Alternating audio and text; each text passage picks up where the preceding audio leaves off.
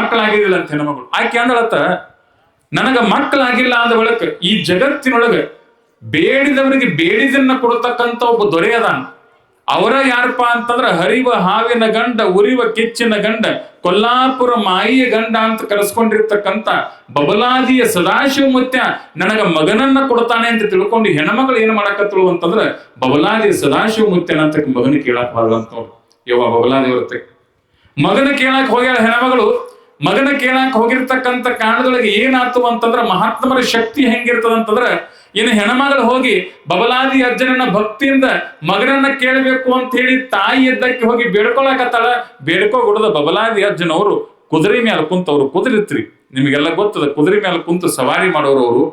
ಕುದುರೆ ಮೇಲೆ ಕುಂತಿರ್ತಕ್ಕಂಥ ಅಜ್ಜವರು ಕುದುರೆ ತಗೊಂಡು ಹಿಂಗ ಹೋಗೇ ಬಿಟ್ರಿ.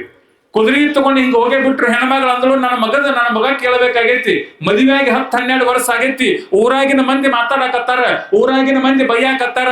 ಒಬ್ಬಕ್ಕೆ ಹೆಣ್ಮಗಳಾಕಿ ಹೆಸರಿಡು ಕಾರ್ಯಕ್ರಮಕ್ಕೆ ಹೋದ್ರ ತಾಯಿ, ಹೆಸರಿಡು ಕಾರ್ಯಕ್ರಮಕ್ಕೆ 100 ಜನ ಹೆಣ್ಮಕ್ಳು ಬಂದಿರತಕ್ಕಂತ ಸನ್ನಿವೇಶದೊಳಗ ಈ ಹೆಣ್ಮಗಳಿದ್ದಕ್ಕೆ ತೊಟ್ಲಾ ತೂಗಾಕ್ ಹೋದ್ರ ಈಗೀಗ ಅಂದ್ರತ್ ನೋಡ್ರಿ, ಏನಂದ್ರತ್ ಗೊತ್ತೇನ್ರಿ, ಹಂದಿ ಅಂತ ಹಂದಿ ಹೊಟ್ಟಿ ಒಳಗೆ ಡಜನ್ ಗಟ್ಲೆ ಮರಿ ಹುಡ್ತಾವ, ಇದ್ರ ಹೊಟ್ಟಿ ಒಳಗೆ ಒಂದು ಕೂಸು ಹುಟ್ಲಿಲ್ಲ, ಇದ್ರದೆಂಥ ಬದುಕ ಅಂತ ಮಂದಿ ಬೈತಿದ್ರಂತ. ಆ ಹೆಣ್ಮಗಳಿದ್ದಕ್ಕೆ ಬಬಲಾದಿ ಅಜ್ಜನವರು ನನಗೆ ಆಶೀರ್ವಾದ ಮಾಡ್ಯಾರು, ನನ್ನ ಉಡಿ ಒಳಗ ಕೂಸು ಆಡಿತ್ತು, ನನ್ನ ಹೊಟ್ಟಿ ಒಳಗ ಕೂಸು ಬೆಳಗಿತ್ತು ಅಂತ ತಿಳ್ಕೊಂಡು ತಾಯಿ ಎದ್ದಕ್ಕೆ ಬಬಲಾದಿ ಅವ್ರನ್ನ ಬೇಡ್ಕೋಬೇಕಂತ ಹೋಗ್ಯಾರ ಅಂತಾಳ. ಅಜ್ಜವ್ರು ಕುದುರೆ ಏರಿ ಹೊಂಟಾರ, ಅಜ್ಜಾರ ಅಂತ ಕರೆಯಾಕತ್ತಾರ. ಅಜ್ಜಾರ ತಿರುಗಿ ನೋಡುವಾರು. ಅವಾಗ ಏನಾಯ್ತು ಅಂತಂದ್ರೆ ಅಜ್ಜೋರು ಕುದುರೆ ಹೋಗ್ತಿರ್ತಕ್ಕಂಥ ಕಾಲದೊಳಗೆ ಆ ಕುದುರೆ ಇದ್ದದ್ದು ರಜನ್ಯಾಗ ಕಾಲಿಡಿತಂದ್ರಿ. ರಜನ್ಯಾಗ ಕಾಲಿಟ್ಟಿರ್ತಕ್ಕಂಥ ಕಾಲದೊಳಗ ರೊಜ್ಜಿದ್ದು ಚಟ್ನ ಸಿಡಿತಂತ. ರೊಜ್ಜಿದ್ದು ಚಟ್ನ ಸಿಡಿದಾಗ ಅದ್ರ ರೊಜ್ಜ್ ಬಂದು ಎಲ್ಲಿ ಬಡಿತು ಅಂತಂದ್ರ ಈ ಹೆಣ್ಮಗಳು ಹೊಟ್ಟಿಗೆ ಬಂದು ಬಡಿತು ನೋಡಿ. ಕುದುರಿ ಕಾಲಿಟ್ಟ ರೊಜ್ಜ ಹೆಣ್ಮಗಳು ಹೊಟ್ಟಿಗೆ ಬಡಿತಂತ. ಹೆಣ್ಮಗಳು ಆ ಹೊಟ್ಟಿಗೆ ಹೊಡೆದ ಬಬಲಾದಿ ಅಪ್ಪನ ಪ್ರಸಾದ ಅಂತ ತಿಳ್ಕೊಂಡು ಮನೆಗೆ ಬಂದು ಅಂಬಲಿ ಮಾಡಿ ಬಬಲಾದಿ ಸದಾಶಿವ ಮುತ್ಯಾಗ ಹಿಡಿದ್ಲಂತ. ಅಲ್ಲೇ ಮನ್ಯಾಗ ಕುಂತ ಅಂಬಲಿ ಹಿಡಿದ್ಲಂತ ನೋಡ್ರಿ. ನಮ್ಮ ಬಬಲಾದಿಯವರಿಗೆ ಏನು ಪ್ರೀತಿ ಅಂತಂದ್ರೆ ತಾಯಿ ಅರ್ಥ ಮಾಡ್ಕೋಬೇಕು, ಶಿವನ ಮುಂದೆ ಹೋದಾಗ ಶಿವನಿಗೆ ಬಿಲ್ವ ಪತ್ರೆ ಪ್ರೀತಿ. ನೀವು ಶಿವನಿಗೆ ಬಿಲ್ವ ಪತ್ರೆಯಿಂದ ಶಿವನನ್ನ ಒಲಿಸ್ಕೊಳ್ಬಹುದು.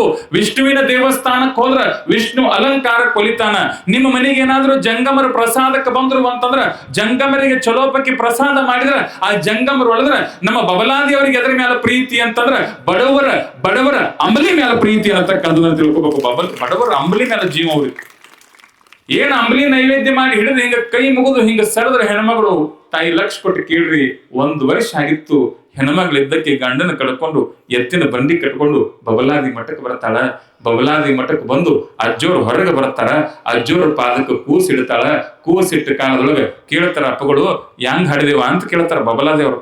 ಹೆಂಗ್ ಹಾಡದ್ನಿ ಅಂದ್ರೆ ಯಪ್ಪ ಲಕ್ಷ ಕೊಟ್ಟು ಕೇಳ್ರಿ, ಮೊನ್ನೆ ನೀವು ನಮ್ಮ ಊರಿಗೆ ಬಂದಿರಿ, ಮಕ್ಕಳ ಕೇಳ್ಬೇಕಂತ ನಿಮ್ ಹತ್ತಕ್ ಬಂದಿರಪ್ಪ, ಇದನ್ನ ನೀವು ಕೊಟ್ಟದೈತ್ರಿ ಅಂತಂದ್ರೆ ಹೆಣ್ಮಗಳು. ಅವ ಬಬಲಾದಿ ಅಜ್ಜ ಅಂದ, ನನ್ ನೀ ಕೇಳೇ ಇಲ್ಲ, ಕೇಳಿಲ್ಲ ಅಂದ್ ಬೆಳಕು ನಿನಗೆ ಹೆಂಗ್ ಕೊಡ್ತಾನ ಅಂದ್ರೆ ಅವ್ರು. ಹೌದಲ್ಲ, ಕೇಳಿದಾಗ ಕೊಡ್ಬೇಕಂದ್ರೆ ನೀ ಕೇಳೇ ಇಲ್ಲ ನಿನಗೆ ಹೆಂಗ್ ಕೊಡ್ತೀನಿ ಅಂತಂದಾಗ ತಾಯಿ ಲಕ್ಷ ಕೊಟ್ಟು ಕೇಳ್ಬೇಕು. ಹೆಣ್ಮಕ್ಳು ಹೇಳ್ತಾಳ, ಯಪ್ಪ ನಾ ಏನು ಕೇಳಿಲ್ಲ, ಆದ್ರೂ ನೀವು ಕೊಟ್ಟಿರಿ. ಹೆಂಗ ಕೊಟ್ಟಿರಿ ಅಂತಂದ್ರ ನಿಮ್ಮ ಕುದುರೆ ಹೋಗ್ತಿರ್ತಕ್ಕಂಥ ಕಾಲದೊಳಗೆ ಕುದುರೆ ಕಾಲಾಗಿನ ರೊಜ್ಜು ಸಿಡಿದು ಅದು ಹೊಟ್ಟಿ ಮೇಲೆ ಸಿಡಿದು ಈ ಕೂಸು ಹುಟ್ಟಿತಪ್ಪ ಅಂತಂದ ಹೆಣ್ಮಗಳು ಹೇಳಿರ್ತಕ್ಕಂಥ ಕಾಲದೊಳಗೆ ಬಬಲಾದಿಯ ಚಕ್ರವರ್ತಿ ಸದಾಶಿವಜ್ಜನವರು ಅವ್ರು ಹೇಳಿದ್ ಯಾವಾಗಲೇ ಸುಳ್ಳಾಗ್ಯವನ ತಾಯಿ. ಇತ್ತೀಚೆಗೆ ನಾವು ಮೊಬೈಲ್ ಅನ್ನ ನೋಡ್ತಿದ್ವಿ. ಪರಮ ಪೂಜ್ಯರಾಗಿರತಕ್ಕಂಥ ಚಮಕೇರಿಯ ಶಿವಯ್ಯಜ್ಜನವರು ಸಾಕ್ಷಾತ್ ಅವರ ನುಡದ ಮಾತು ಕಲ್ಲಿನ ಮೇಲೆ ಬರದಂಗದು. ಶಿವಯ್ಯಜ್ಜವ್ರು ಮಾತಾಡ್ಯಾರು ಅಂತಂದ್ರೆ ಮುಂದೆ ಆ ಮಾತಿಗೆ ಸುಳ್ಳು ಅಂತಕ್ಕಂಥ ಶಬ್ದ ಹಚ್ಚಕ್ಕ ಬರಂಗಿಲ್ಲ. ನಾವು ಬಬಲಾದಿಯ ಚಮಕೇರಿಯ ಅರಭಾವಿಯ ಶಿವಯ್ಯಜ್ಜನವರು ಮಾತನಾಡಿರ್ತಕ್ಕಂಥ ಒಂದು ಮಾತು ಏನಪ್ಪಾ ಅಂತಂದ್ರೆ, ಮಳಿ ಆಗತಾವು ಮಕ್ಕಳ್ರ, ತಲೆ ಕೆಡಿಸ್ಕೊಳಕ್ ಹೋಗ್ಬೇಡ್ರಿ.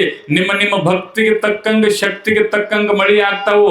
ಹೆಂಗ ಮಳಿ ಆಗ್ತಾವು ಅಂತಂದ್ರ ಒಂದ್ ಊರಾಗ ಮಳಿ ಆದ್ರ ಅರ್ಧ ಊರಾಗ ಮಳಿ ಆದ್ರ ಮತ್ತೊಂದ್ ಅರ್ಧ ಊರಾಗ ಮಳಿ ಆಗಂಗಿಲ್ಲ. ಹಂಗ ಮಳಿ ಆಗ್ತಾವು ಅಂತಂದ್ರು ಮಣ್ಣಿನ ತುದಲಬಾಗಿ ಒಳಗ ಆ ಕಡೆ ಮಳಿ ಆದ್ರೆ ಈ ಕಡೆ ಮಳಿ ಆಗಿಲ್ಲ ಅಂತಂದ್ರ ಇದು ಬಬಲಾದಿಯವರ ತಾಕತ್ತು, ಅರಭಾವಿ ಶಿವಯ್ಯಜ್ಜನವರ ತಾಕತ್ತು, ಚಮಕೇರಿ ಶಿವಯ್ಯಜ್ಜನವರ ತಾಕತ್ತು ಅನ್ನತಕ್ಕಂಥ ತಿಳ್ಕೊಬೇಕು. ಸುಳ್ಳಾತೇನ್ರಿ?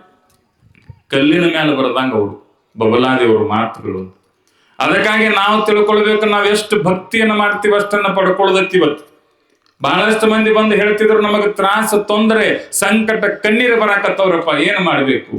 ತಾಯಿ ಅರ್ಥ ಮಾಡ್ಕೊಳ್ರಿ, ನಿಮ್ಮ ಸಂಕಟ ತಗೊಂಡು ಹೋಗಿ ಮತ್ತೊಬ್ಬರ ಮುಂದೆ ಹೋಗಿ ನಮಗ ಸಂಕಟ ಐತಿ ಅಂತಂದ್ರೆ ಯಾರೂ ಬಂದು ನಮಗ್ ಕಣ್ಣೀರು ಬಳಸಂಗಿಲ್ಲ. ನಮ್ಮವ್ವ ಅವ್ರು ಏನ್ ಮಾಡ್ತಾರು ಅಂತಂದ್ರೆ ನಿಮ್ಮ ಸಂಕಟದ ಕಥೆಯನ್ನ ಕೇಳಿ, ನಿಮ್ಮ ನೋವಿನ ಕಥೆಯನ್ನ ಕೇಳಿ ಅವರಿಗೆ ಹರ್ಷಿಯಾಗಿ ಕೈ ತಟ್ಟಿ ಚಪ್ಪಾಳಿಯನ್ನ ತಟ್ಟಿ ಆನಂದ ಪಡ್ತಾರ.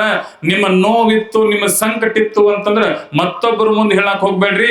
ಪರಮ ದಯಾನಿಧಿ ರಾಚೋಟೇಶ್ವರ ಶಿವಯೋಗಿಗಳ ಸನ್ನಿಧಾನದೊಳಗೆ ಹೇಳ್ರಿ, ಅವ್ರು ನಿಮ್ಮ ನೋವನ್ನ ಕರಗಿಸ್ತಾರೆ, ನಿಮ್ಮ ನೋವನ್ನು ಮರೆಸ್ತಾರೆ. ಮಹಾತ್ಮರಿಗಂತ ಶಕ್ತಿ. ಹೌದ್ ತಾಯಿ, ಹೌದಲ್ಲ ಇವ? ಮಂದಿಗೆ ಐತನೆ ಶಕ್ತಿ, ಮಹಾತ್ಮರಿಗೈತೆ.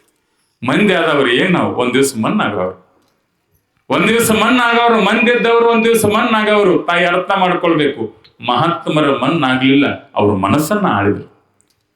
ಇವತ್ತಿಗೂ ಸಹಿತ ನಮಗ ಗೊತ್ತು, ಗುರಿ ಪರಿಚಯ ಯಾರನ್ನ ಸಹಿತ ನಾವು ನೋಡಿಲ್ಲ, ಅವ್ರನ್ನ ನೆನೆಸ್ತೀವಿ ಅಂತಂದ್ರೆ ಅವ್ರ ಶಕ್ತಿ ಹೆಂಗಿರಬೇಕು. ಹೌದಲ್ಲ ಇವ? ಮಹಾತ್ಮರೊಳಗಂತ ಶಕ್ತಿ ಐತೆ ಅಂತ ಹೇಳಿ ಕಾಲ ಕಾಲಕ್ಕೆ ತಕ್ಕಾಗಿ ನಮಗೆಲ್ಲವೂ ಸಿಗ್ತಾ ಇದೆ. ಇವತ್ತು ನಾವು ಆರಾಮದೀವಿ, ನೆಮ್ಮದಿ ಇದೀವಿ, ನಮಗ ದುಃಖಗಳೆಲ್ಲವೂ ದೂರ ಆಗ್ತಾವು ಅಂತಂದ್ರ ಅವರ ಗದ್ದಿಗೆ ಒಳಗಂತ ಶಕ್ತಿ ತಿಂತಾಗ್ತಾವ. ತಾಯಿ ಸುಮನ ಆಗ್ತಾವನ್ರಿ? ಸುಮನ ಆಗಕ್ಕೆ ಸಾಧ್ಯ ಇಲ್ಲ. ಅದಕ್ಕಾಗಿ ಮಹಾತ್ಮರ ಶಕ್ತಿ ಅನ್ನತಕ್ಕಂಥದ್ದು ಬಹಳ ದೊಡ್ಡದು. ಅರ್ಥ ಮಾಡ್ಕೊಳ್ಬೇಕು ನಾವು. ಏನ್ ಅರ್ಥ ಮಾಡ್ಕೊಳ್ಬೇಕು ಅಂತಂದ್ರ ನಾವ ದೇವರಾಗಕ್ಕೆ ಸಾಧ್ಯ ಆಗಂಗಿಲ್ಲವ, ಅವರ ದೇವ್ರು. ಮತ್ತ ನಾವು ಕೆಲವು ಮಂದಿ ಹೇಳ್ತಿರ್ತಾರೆ, ನಾ ದೇವ್ರು, ನಾ ದೇವ್ರು. ನಾ ಯಾ ದೇವ್ರು? ನಾನು ದೇವನಲ್ಲ, ನೀ ದೇವನಲ್ಲ. ಅದನ್ನೇ ಪುಣ್ಯಾತ್ಮ. ಬಹಳಷ್ಟು ಮಂದಿ ಹೇಳ್ತಿರ್ತಾರ, ನನ್ನಿಂದ ಆಗೈತಿ. ಒಬ್ಬಕ್ಕೆ ಹೆಣ್ಮಗಳಿದ್ದತ್ರಿ, ಈ ಶ್ರಾವಣ ಮಾಸ ಬರುತ್ತೆ ಗೊತ್ತೇನಿ, ಇನ್ ನೆಕ್ಸ್ಟ್ ಬರ್ತಾ ನೋಡ್ರಿ, ಏನು ಸಂಭ್ರಮ ಹೆಣ್ಮಕ್ಳದು. ಉಂಡಿ ಮಾಡೋರು ನೀವ, ತಿನ್ನೋರು ನೀವ. ಶ್ರಾವಣ ಮಾಸ ಬರ್ತತ್ತ. ಈ ಶ್ರಾವಣ ಮಾಸ ಬರೋಣ ಒಂದ್ 2-3 ತಿಂಗಳು ಇದ್ದಾಗ ಒಬ್ಬಕ್ಕೆ ಹೆಣ್ಮಗಳೊಂದು ಬೀಜ ತುರುಕಿ ಬಳ್ಳಿ ಹಾಕ್ತಾಳ ನೋಡ್ರಿ. ಎದ್ರ ಬಳ್ಳಿ ಅದು? ಹಾಗಲ ಬಳ್ಳಿ ಅಲ್ಲ, ಇನ್ನೊಂದು ಬರ್ತೈತಿ ನೋಡ್ರಿ,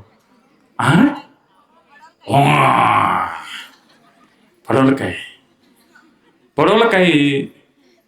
ಅವು ಭಾಳ ವಿಶೇಷ. ಇವ್ ತಿಂದಂಗೆ ಕಾಣಿಸ್ತಾನ ಪಡವಲಕಾಯಿ, ಚಂದ ನಗಲಾಕತ್ತೆ. ಅವು ಪಡವಲಕಾಯಿ ಭಾಳ ವಿಶೇಷ. ಚಂದ ಲಕ್ಷ ಕೊಟ್ಟು ಕೇಳಬೇಕು ನೀವು, ಎಷ್ಟು ವಿಶೇಷ ಅಂತಂದ್ರ ಅವು ಪಡವಲಕಾಯಿ ಒಳಗ ಭಾಳ ವಿಟಮಿನ್ಸ್ ಇರ್ತಾವು. ಅದಕ್ಕಾಗಿ ಮಂದಿ ಅದನ್ನ ತಿನ್ನಬೇಕು. ಕೆಲವರು ಆಧ್ಯಾತ್ಮಿಕ ಶಕ್ತಿನೂ ಪಡವಲಕಾಯಿ ಒಳಗೈತಿ ಅಂತ ಹೇಳ್ತಿರ್ತಾರ, ಶಾಸ್ತ್ರ ಸಮ್ಮತ. ಆ ಹೆಣ್ಮಗಳಂದ್ರು, ಅವ್ವ ದೇವ್ರು ಎಷ್ಟು ಕೆಟ್ಟದ ನೀವು, ಎಷ್ಟು ಕೆಟ್ಟದ ನೀವು. ಒಂದು ಪಡವಲಕಾಯಿ ಉದ್ದ ಮಾಡ್ಯಾನ, ಒಂದು ಪಡವಲಕಾಯಿ ಸಣ್ಣ ಮಾಡ್ಯಾನ. ದೇವ್ರು ಇರ್ತಾರ ನಾವು. ಆಕೆ ಒಂದೊಳತು, ನಾ ದೇವ್ರ ಆಗಿದ್ದೆ ಅಂದ್ರೆ ಹಿಂಗೆ ಎದಿ ಬರ್ಕೊಳಕತ್ತ ಹೆಣ್ಮಕ್ಳು. ನಾ ದೇವ್ರ ಆಗಿದ್ದೆ ಅಂದ್ರೆ ಮುಟ್ಟಿದ್ದೆಲ್ಲಪ್ಪ ಪಡವಲಕಾಯಿ ಮಾರುದ್ದು ಮಾಡತ್ತಲ್ಲ ಅಂದಳತ್ತೈತಿ. ಅವ್ ಭಗವಂತ ರಾಚೋಟಪ್ಪ ಅಂದತ್ತವ. ಆಗಲ್ ನೀ ಮುಟ್ಟರೆ ಮುಟ್ಟು ಅಂದತ್. ಹೆಣ್ಮಗಳು ನನ್ನ ಪಡವಲಕಾಯಿ ಅಂತ ಗಿಲ್ಡ್ ಪಡವಲಕಾಯಿ ಮಾರುದ,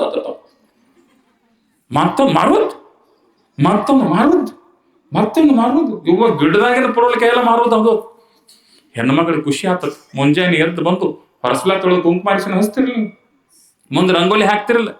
ರಂಗೋಲಿ ಹಾಕಿ ಹೊರಸಲಕ್ಕೆ ಅರಿಶಿನ ಹಚ್ಚಬೇಕು ಅಂತ ಹೇಳಿ, ಕುಂಕುಮ ಹಚ್ಚಬೇಕು ಅಂತ ಹೇಳಿ ಮುಂಜಾನೆ ಬಂದು ಹೆಣ್ಮಗಳು ಹಿಂಗ ಹೊರಸಲ ಮುಡ್ತಾಳ. ಹೊರಸಲ ಮಾರುತ್ತ,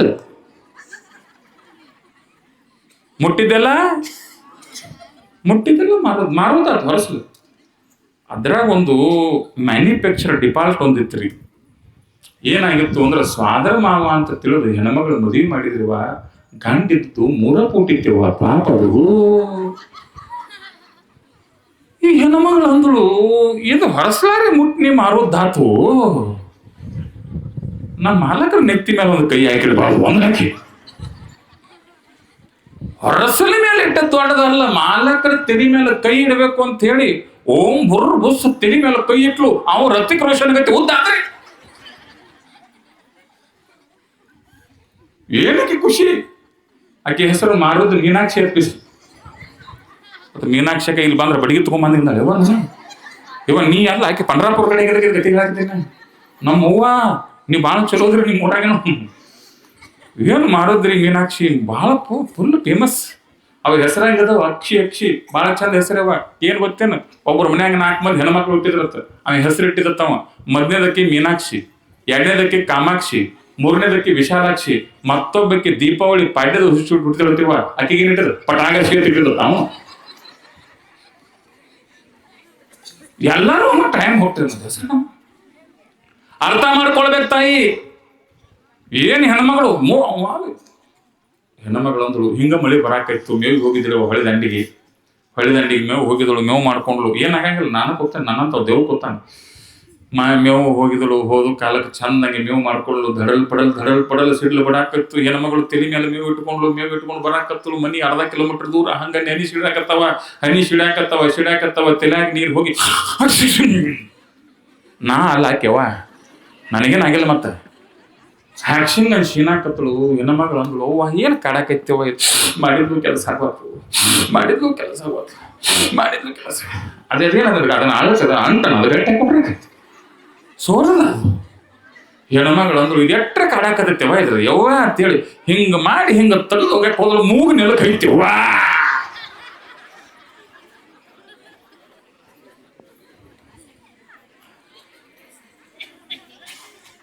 ಮುಟ್ಟಿದ್ದ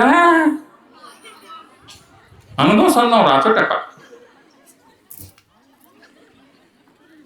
ಮುಟ್ಟಿ ಮೂಗು ನೆಲಕ್ಕೆ ಹಚ್ಚಿ ಹಿಂಗ ಮಾಡೋದು ಉಕ್ಳಿ ಕಂಬ ಆಗೋದು ಆಲ್ಗಂಬ